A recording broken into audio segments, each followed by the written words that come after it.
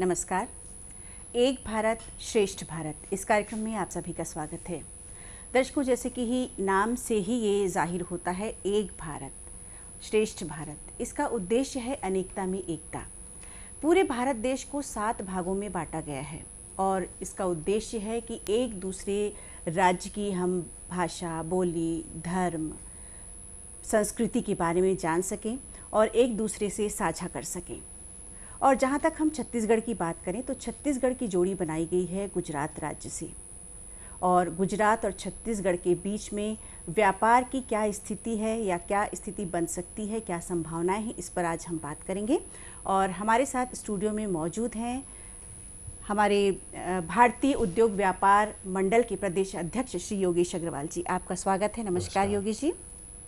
हम आपको बता दें दर्शकों कि छत्तीसगढ़ चैम्बर ऑफ कॉमर्स के पूर्व चेयरमैन भी रह चुके हैं। योगेश जी के साथ बहुत सारी जुड़ी और भी बातें हैं। हम चाहते हैं कि योगेश जी अपना परिचय खुद दें। आपने तो बता ही दिया है। वैसे भी मैं all India federation of all India rice mill association का सीनियर वाइस प्रेसिडेंट हूँ और 17 सालों से राइस मिल एसोसिएशन का अध्यक्ष रहा प्रदेश का जी। और सारी व्यावसायिक गतिविधियों से लगातार जुड़ा हुआ हूँ चैम्बर ऑफ कॉमर्स के माध्यम से। और पिछले आप समझ लो 2 दशक से ज़्यादा मुझे हो गए व्यापार करते हुए और व्यापारी की समस्याओं से जूझते हुए, और छत्तीसगढ़ के व्यापार को कहाँ तक हम ले जा सकते हैं उसके लिए हम लोग निरंतर प्रयास करते रहते हैं। बिल्कुल। तो सबसे पहले हम व्यापार से शुरुआत करते हैं। पहला प्रश्न तो मेरा यही रहेगा कि व्यापार और व्यवसाय, इसमें क्या अंतर समझते हैं? देखिए, व्यापार और व्यवसाय तो एक ही चीज़ होती है जी। जो जिसको हमको, जो सामान को हमको किसी और को भेजना है, बेचना है, उसमें थोड़ा सा मुनाफा लेना है और उसको हम व्यापार कहते हैं कि और लोगों की ज़रूरतों को पूरा करना, एक स्थान से दूसरे स्थान चीज़ों को भेजना, एक जगह से दूसरे जगह भेजना, ये व्यापार है और ये व्यवसाय है। जी। योगेश जी, गुजरात की हम बात करें तो गुजरात के साथ क्या क्या संभावनाएं छत्तीसगढ़ के साथ दिखती हैं व्यापार की आपको? हाँ, बहुत अच्छी बात है। आज का विषय बड़ा अच्छा है कि छत्तीसगढ़ और गुजरात में व्यवसाय की क्या क्या संभावनाएं होती हैं। तो बहुत सारी संभावनाएं हैं जो जिस लिए छत्तीसगढ़ को जाना जाता है स्टील के लिए। जी। स्टील हब है छत्तीसगढ़। आज भारत में स्टील का सबसे बड़ा हब है। आज जो भारत में अगर लोहे के रेट खुलते हैं तो छत्तीसगढ़ से ही खुलते हैं। जी। तो हमारे यहाँ का स्टील, जो हमारे का लोहा, वो गुजरात बहुत जाता है, बहुत तायत में जाता है और गुजरात की पूरी आपूर्ति छत्तीसगढ़ लोहे की करता है। जी। और बताना चाहूँगा कि जो हमारा रॉ लोहा तो जाता ही है, प्लस जो लोहे की और किस्म किस्म की चीज़ें बन के वापस भी आती है हमारे यहाँ। जी। हमारे से छड़, एंगल तो जाते हैं वहाँ कंस्ट्रक्शन के लिए और कामों के लिए, लेकिन जैसे एक स्टील का प्रोडक्ट है जो हम अपने घरों में स्टील की रेलिंग लगाते हैं, स्टील का प्रोडक्ट लगाते हैं, वो सब गुजरात से यहाँ छत्तीसगढ़ आता है, लेकिन लोहा यहीं का है। जी, यानी कहें कि एक प्रकार से आदान प्रदान लोहे की चीज़ों का होता है व्यापार के माध्यम से। इसके अलावा आपको क्या लगता है, क्योंकि हम जैसे हमारे छत्तीसगढ़ की बात करें, छत्तीसगढ़ में हम खास जो हस्तशिल्प है या काष्ठ शिल्प है, इसकी बात करें तो इस पर आपको क्या लगता है? हाँ, हमारी जो हस्तशिल्प और काष्ठ शिल्प है इसका भी अच्छा व्यापार है जी। यहाँ से, गुजरात से लेकर पूरे देश में लेकर के। और आपको बताऊं, अब तो छत्तीसगढ़ के शिल्प विदेशों में भी जाने लगी है। जी। विदेशों में हमारे यहाँ की शिल्प की बहुत अच्छी डिमांड है। जो बस्तर में जितनी आर्ट बनती हैं, जो बेल मेटल के सामान बनते हैं, उनकी विदेशों में बहुत अच्छी डिमांड है और गुजरात भी हमारे यहाँ का माल जाता है। गुजरात की भी संस्कृति बहुत अच्छी है, वहाँ की परंपरा भी ये सब चीज़ शामिल है, लेकिन जो छत्तीसगढ़ का एक विशेषता जो लिया हुआ है, जी हाँ, वो सामान बहुत जाता है। और विशेष रूप से हमारे यहाँ का जो कोसा है, जी, कोसा भी हमारे यहाँ का, जो हमारे जांजगीर चांपा का जो कोसा है, वो भी हमारे यहाँ का बहुत आयत में जाता है, गुजरात प्रदेश में जाता है, देश के अन्य हिस्सों में जाता है। विदेशों में अच्छी डिमांड है हमारे यहाँ के कोसा की। जी। तो छत्तीसगढ़ जो है ना, वो संभावना से भरपूर है। यहाँ मिनरल्स हैं, यहाँ बाकी चीज़ें, यहाँ की कला संस्कृति है, इसका आदान प्रदान भी गुजरात के साथ बहुत होता है। अभी बीच में जो राज्योत्सव हुआ था तो गुजरात की जो सांस्कृतिक कलाकार है वो बहुत यहाँ छत्तीसगढ़ आए थे। जी हाँ। उन्होंने यहाँ गुजरात की कला का प्रदर्शन किया था। छत्तीसगढ़ के कलाकार गुजरात गए थे, उन्होंने वहाँ पे अपनी कला का प्रदर्शन किया था। तो इस माध्यम से गुजरात से छत्तीसगढ़ का संबंध बड़ा अच्छा है और संस्कृति के अलावा व्यापारिक लेन देन भी हमारा अच्छा है। जी, कला और संस्कृति की योगी जी आपने बात की, तो अभी आपने बताया कि यूथ फेस्टिवल्स के माध्यम से भी हम अपने जो कला और संस्कृति को जान सकते हैं, पहचान सकते हैं, और उसका एक बहुत ही उदाहरण अभी देखने को मिला युवा उत्सव या राज्य उत्सव में हमने देखा था पिछले वर्ष कोरोना संक्रमण के पहले। तो और भी कला और संस्कृति के क्षेत्र में आपको क्या लगता है, क्या कुछ संभावनाएं हैं युवाओं के लिए? हम चाहते हैं बहुत कि आप सारी बताएं। संभावनाएं हैं, क्योंकि छत्तीसगढ़ की जो संस्कृति है, जो कला है, ये बहुत अमीर है। जी, यहाँ के हर गांव-गांव में कला संस्कृति बसा हुआ है। कई गांवों को तो कला संस्कृति के लिए जाना जाता है, जैसे कि हमारे यहाँ भरतरी है, हमारे यहाँ भित्ति चित्र जो बनते हैं, हमारे यहाँ बेल मेडल के जो चित्र बनते हैं, हमारे जो मिट्टी की जो बर्तन बनते हैं, और उसके बाद जो गायकी में जो हमारे यहाँ के जो कलाकार हैं, जैसे आदरणीय तीजन बाई जी हैं, जिन्होंने पूरे विश्व में नाम किया है। ऐसे हमारी कला संस्कृति का आदान प्रदान बहुत होता है। और वहाँ भी गुजरात में बड़े बड़े कलाकार हैं जो यूथ फेस्टिवल के माध्यम से छत्तीसगढ़ भी आए हैं, राज्योत्सव के माध्यम से आए हैं, हमारे लोग वहाँ गए हैं। और युवाओं के लिए बहुत स्कोप है जी, क्योंकि जितनी संस्कृति जिस प्रदेश की है, और हम अगर दूसरी प्रदेश की संस्कृति को भी हम लेते हैं, तो हमारे अंदर कला का बहुत विकास होता है, हमें जानने मिलता है, और पूरे देश को जानने का अवसर इससे मिलता है हमको। जी हाँ। और हम बात करें यहाँ की, जो आपने कोसा की बात की, तो कोसा सिल्क की जहाँ यहाँ खासियत है, तो हम वहाँ बांधनी की भी खासियत है, गुजरात की बांधनी जो है, और वहाँ की जो टिपिकल जो क्षेत्रीय जो वस्त्र हैं वो भी काफ़ी चलन में हैं। तो आपको क्या लगता है कि वो भी हम क्या यहाँ व्यापार के माध्यम से यहाँ पर उसको बाजार दे सकते हैं? हाँ, बाजार चल रहा है। जो गुजराती आभूषण है जी, वो हमारे यहाँ बहुत आते हैं, और यहाँ के जितने दुकानदार हैं छत्तीसगढ़ के, रायपुर से लेकर के पूरे छत्तीसगढ़ में, वो गुजराती आभूषण का बहुत अच्छा व्यवसाय यहाँ चलता है। गुजराती परिधान का बहुत यहाँ पे व्यवसाय चलता है, नृत्य में, डांस में, सारे में चलता है। और विशेष रूप से जब नवरात्रि होती है, नवरात्रि के समय जो गुजरात की परंपरा है नवरात्रि, लेकिन अब वो पूरे देश में और पूरे विश्व में प्रसिद्ध हो गई है। अब वो गुजरात की परंपरा नहीं रही है, शुरुआत वहाँ से हुई, लेकिन अब पूरे देश में इसको लोग करते हैं। और नवरात्रि छत्तीसगढ़ में बहुत बहुत अच्छे स्तर पर मनाई जाती है। छत्तीसगढ़ के गांव-गांव में नवरात्रि मनाई जाती है, और यहाँ पे गुजराती नृत्य किया जाता है, गुजराती बोलों पे नृत्य किया जाता है। अब गुजराती जो गायन है उसको हमने छत्तीसगढ़ में भी कन्वर्ट कर लिया है, तो उसको कन्वर्ट करके यहाँ पे गरबा खेला जाता है, फुगड़ी खेली जाती है, तो उसमें गुजराती कॉस्ट्यूम लोग पहनते हैं। तो मैं सोचता हूँ कि लाखों रुपये की गुजराती कॉस्ट्यूम और आभूषण छत्तीसगढ़ आता है, और यहाँ के लोग उसको पसंद भी करते हैं। और यहाँ के बाज़ार में जो व्यवसायी हैं, दुकानदार हैं, वो लेकर के आते हैं त्यौहार के पहले, और लाखों क्या, मैं तो कहता हूँ करोड़ों का व्यवसाय इसमें होता है। तो ये बहुत अच्छी परंपरा है कि हम दूसरे प्रदेश को भी उतना ही इज्जत देते हैं जो हम अपने प्रदेश की परंपरा को इज्जत देते हैं। और हमारे प्रदेश के आभूषण भी बाहर जाते हैं।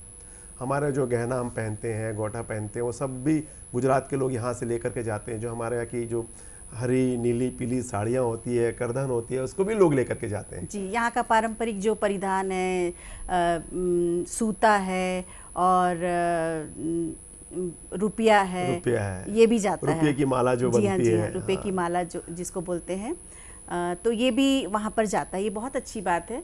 तो योगेश जी, व्यापार के साथ साथ रोज़गार भी जुड़ा हुआ है। अभी आपने जैसे कि कहा कि गरबा जब चलता है नवरात्र में, तो उस समय काफ़ी कुछ व्यवसाय भी होता है। तो हम ये जानना चाहते हैं कि एक आम आदमी या युवा वर्ग या लोग जो हैं व्यापार से रोज़गार को कैसे जोड़ सकते हैं, क्या क्या संभावनाएं दिखती हैं दोनों राज्यों के बीच में? देखिए, इसमें तो रोज़गार का बहुत सारा माध्यम है। जैसे कि वहाँ के जो कारीगर हैं वो उसको चीज़ों को बनाते हैं, वहाँ के जो फोक आर्टिस्ट हैं वो चीज़ों को बनाते हैं, कॉस्ट्यूम को बनाते हैं, वो यहाँ लेकर के आते हैं। अभी हमारे यहाँ के भी कई लोग जाके वहाँ सीख रहे हैं जी, वो वहाँ उस कलाकारों को सीख रहे हैं, और यहाँ भी उन लोगों ने उस कॉस्ट्यूम को और यहाँ गहने बनाने शुरू किए हैं जी। तो ऐसे आदान प्रदान हमारे यहाँ व्यवसाय का भी हो रहा है। हमारे लोग वहाँ सीखने जाते हैं, वहाँ के लोग यहाँ सीखने आते हैं। तो इसमें भी काफ़ी संभावनाएं हैं। अगर आदमी करना चाहे, कोई चीज़ को सीखना चाहे, तो जैसे दिल्ली में हाट बाज़ार में जो मेला लगता है, वहाँ सभी देश के सभी राज्यों के लोग आते हैं, वहाँ जाके काफ़ी कुछ सीखा जाता है। हमारे यहाँ भी जो संस्कृति विभाग है वो मेला लगाता रहता है। जो हमारे यहाँ हाथ करघा विभाग है या ग्रामीण विकास विभाग है, वो साल में 1-2 यहाँ पे एग्जीबिशन लगाते हैं, तो सब दूसरे प्रदेश के लोग आते हैं, और हमारे प्रदेश के लोगों को भी बाहर जाने का अवसर मिलता है। तो रोज़गार का बहुत ज़्यादा साधन है। वो अपने स्टॉल के थ्रू छत्तीसगढ़ के सामान बेचते हैं, अलग अलग प्रदेश के हर प्रदेश में वो जाते हैं जी। और यहाँ के सामान का डेमो करते हैं और वहाँ उनको रोजगार मिलता है, फिर वो आके बनाते हैं, उनके पास लंबे लंबे ऑर्डर मिलते हैं।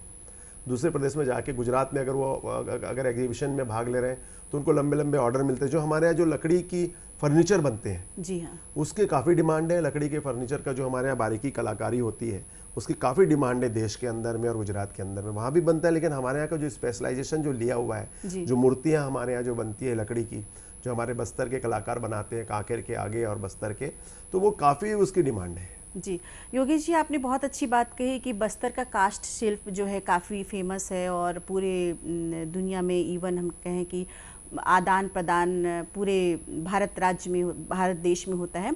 और वैसे ही हम बात करें गुजरात के काष्ठ शिल्प की, तो वहाँ भी बड़े बड़े मंदिर हों, चाहे भव्य इमारतें हों, तो वहाँ पर भी लकड़ियों का काफ़ी इस्तेमाल होता है। तो ये आपने बहुत अच्छी बात कही कि यहाँ के जो कारीगर हैं वो वहाँ भी सीखने को जाते हैं और वहाँ के जो कारीगर हैं वो यहाँ से भी कुछ सीखते हैं। ये जो चीज़ें हैं, व्यापार के माध्यम से रोज़गार का सृजन हो गया, उत्पादन भी हो गया, लेकिन अब समस्या आती है बाज़ार की। तो जो उत्पादन हो रहा है उन वस्तुओं के लिए बाज़ार कैसे उपलब्ध कराया जाए दोनों राज्यों में?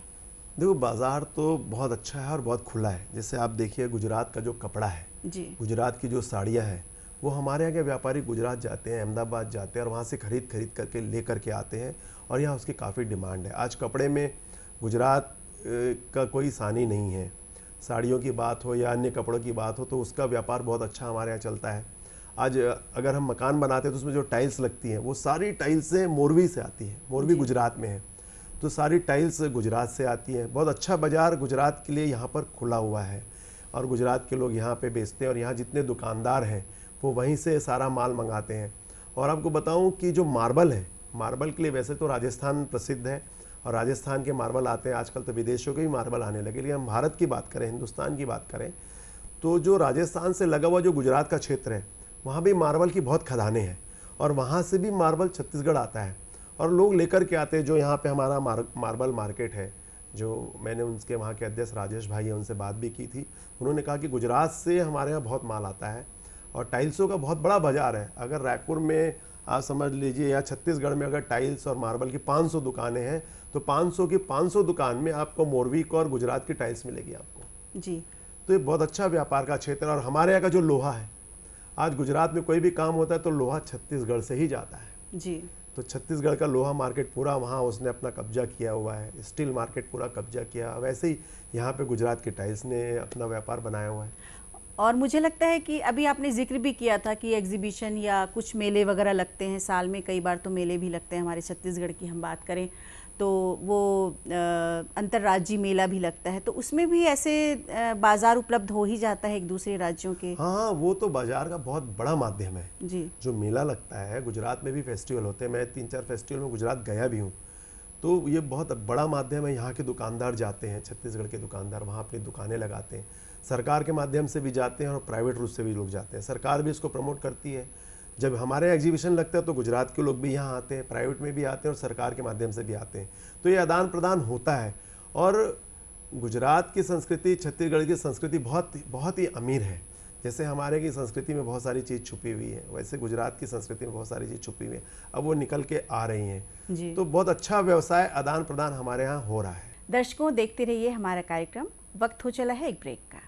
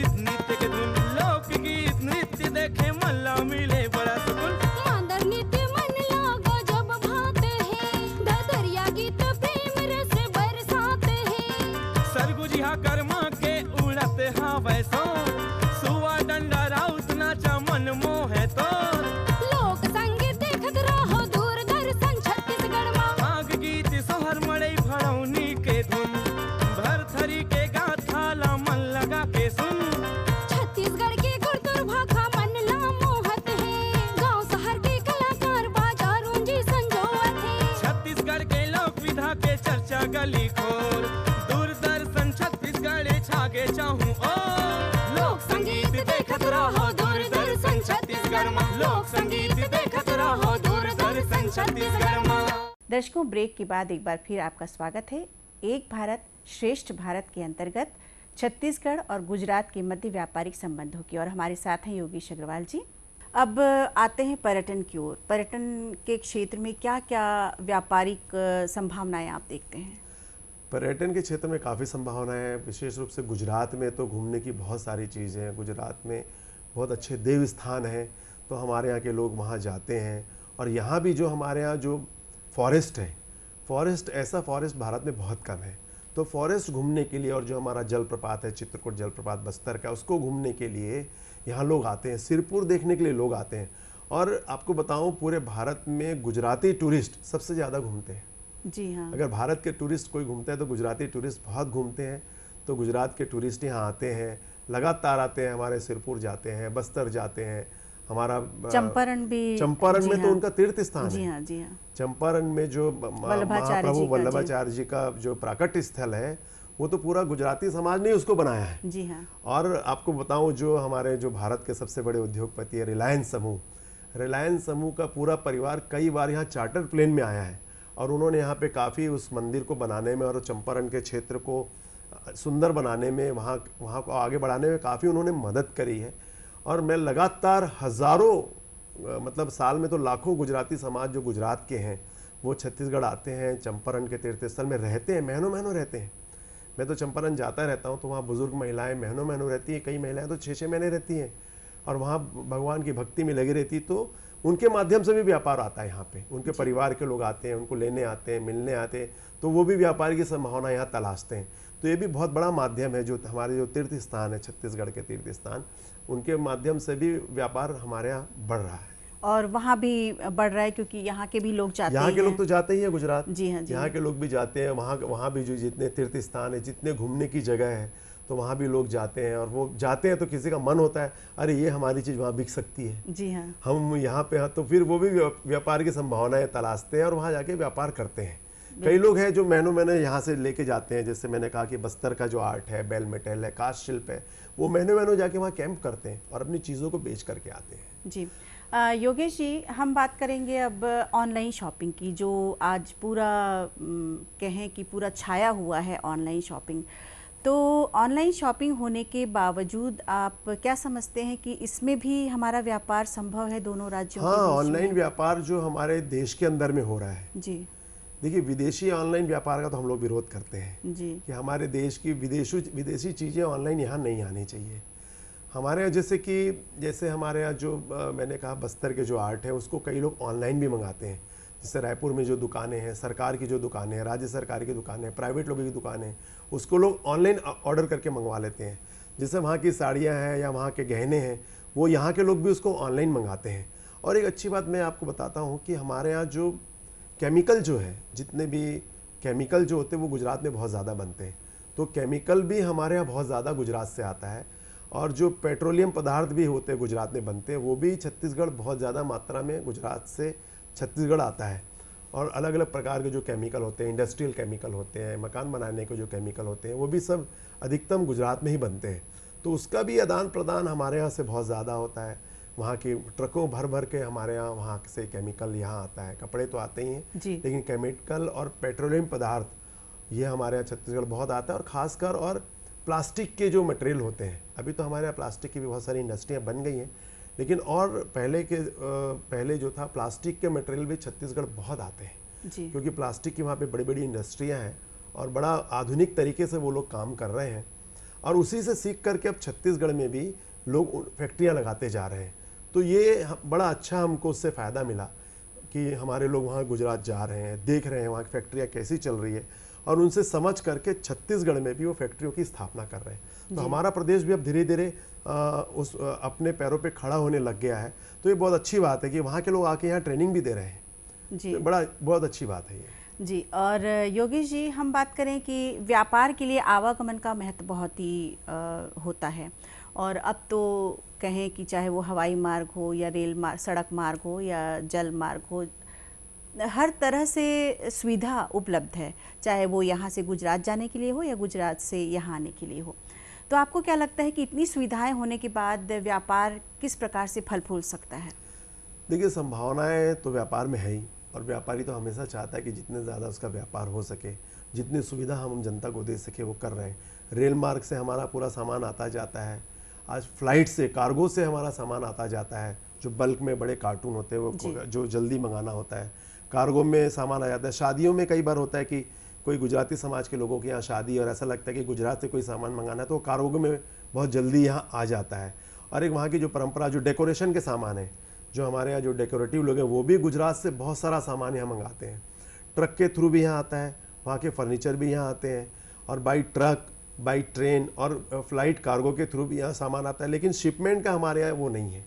गुजरात में तो समुद्र है, हमारे यहाँ समुद्र नहीं है, इसलिए शिपमेंट में कोई माल हमारे यहाँ नहीं आता है। हाँ। लेकिन इन तीनों माध्यम से बहुत अच्छे से माल यहाँ आता है और अच्छी सुविधा है। छत्तीसगढ़ क्योंकि भारत के मध्य में है और मध्य में होने के कारण यहाँ पे सारी चीज़ों की सुविधा है। हर प्रकार की ट्रेन छत्तीसगढ़ से होकर गुजरती है। फ्लाइट की कनेक्टिविटी बहुत अच्छी है, सड़क मार्ग भी बहुत अच्छे बन गए हैं। सब सड़कें की सुविधा बहुत अच्छी हमारे आदरणीय मोदी जी ने बनाई है। तो उसके कारण जो केंद्र की जो सरकार है आदरणीय मोदी जी के नेतृत्व में काफ़ी अच्छा काम कर रही है। व्यवसाय को बढ़ाने के लिए काफ़ी अच्छा काम कर रही है। सड़क मार्ग बहुत अच्छा कर रही है, रेल मार्ग बहुत अच्छा कर रही है और व्यापारी को बहुत सुविधा दे रही है। तो इससे आदान प्रदान में बहुत आसानी हो गई है। बिल्कुल बिल्कुल। और वित्तीय व्यवस्था का व्यापार में काफ़ी महत्व रहता है। कोई व्यापार करना चाहता है तो उसे किस प्रकार से सुविधा मिल सकती है? देखिए, वित्तीय व्यवस्था के लिए तो बैंक है जी। बैंकों में लोग जाते हैं, बैंक में एप्लीकेशन देते हैं और बैंक उनका मुआयना करता है और जो जिस कैपेबिलिटी का होता है उसको उतना बैंक के माध्यम से उनको पैसा मिल जाता है। जी हाँ। प्राइवेट संस्थाएं भी कई फाइनेंस करती हैं, उनके माध्यम से भी मिल जाता है। स्टार्टअप के लिए अभी काफ़ी पैसा जो देने के लिए कई बड़े बड़े उद्योगपति आ गए हैं जी। वो उसको पैसे देते हैं और उसके माध्यम से वित्तीय भार जो होता है वो हमारा हल्का हो जाता है। और मेन तो बैंक है, बैंक जो हमको लोन देता है, बैंक के माध्यम से हम पैसा लेते हैं, उससे हमारा व्यवसाय बढ़ता है। क्योंकि किसी व्यवसाय के पास में इतना पैसा होता नहीं कि वो अपने पैसे से कार्य कर सके। जी जी। तो मिनिमम बैंक में जो बैंक वाला जो कम से कम ब्याज लेते हैं या प्राइवेट संस्थाएं जो कम से कम ब्याज लेते हैं उनसे पैसा लेकर के हम अपना व्यवसाय करते हैं। अभी जीएसटी काफ़ी चलन में है, तो सबसे पहले तो हमारे दर्शकों के लिए हम जानना चाहेंगे कि जीएसटी क्या है और इसका व्यापार पर क्या प्रभाव पड़ता है? देखिए, जीएसटी सरकार ने एक टैक्स लगाया है, एक देश एक टैक्स होना चाहिए। इस भावना को लेकर के केंद्र सरकार ने जीएसटी को लागू किया है और जीएसटी अभी थोड़ा सा जटिल है व्यापारियों के लिए और व्यापारी, हम सभी व्यापारी जीएसटी से बहुत परेशान हैं क्योंकि केंद्र शासन ने योजना तो बहुत अच्छी लाई है लेकिन उसको जो स्वरूप देना चाहिए था वो स्वरूप उसको नहीं मिल पा रहा है और व्यापारी पग पग पे जीएसटी को लेकर के बहुत ज़्यादा परेशान है। उसको ऐसा लगता है मैं व्यवसाय करूं कि नहीं करूं क्योंकि जीएसटी में वो फंसता चला जा रहा है। जीएसटी में क्या होता है कि जैसे मैंने कोई चीज़ बेची और उसने कोई चीज़ और कहीं बेच दिया और अगर मैंने टैक्स नहीं पटाया तो थर्ड पार्टी को पनिशमेंट मिल रही है। ये एकदम गलत है।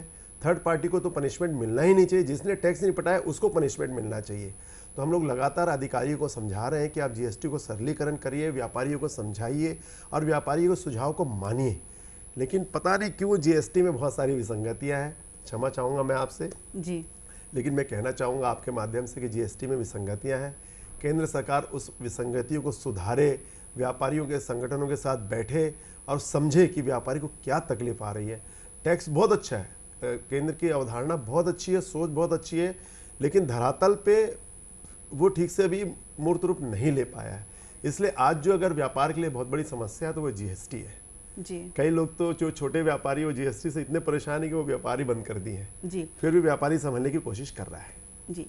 योगेश जी, अब हम बात करते हैं कि एक कोई भी व्यक्ति जो है, चाहे वो युवा हो या कोई भी व्यक्ति हो या कोई भी वर्ग हो, अगर वो व्यापार करना चाहता है तो उन्हें किन बातों पर विशेष रूप से ध्यान देना होगा या शुरुआत कहें कि किस प्रकार से उसको करनी होगी? देखिए, अगर किसी को व्यापार करना है तो सबसे पहले उसके पास में कितना रुपया व्यापार के लिए है वो पहले अपना फंड बनाए। अगर उसको लगता है कि मुझे इस प्रकार का व्यापार करना है, उसमें ज़्यादा रुपए लगेगा, तो बैंकर के पास जाए, बैंकर से उस रुपये की व्यवस्था करें।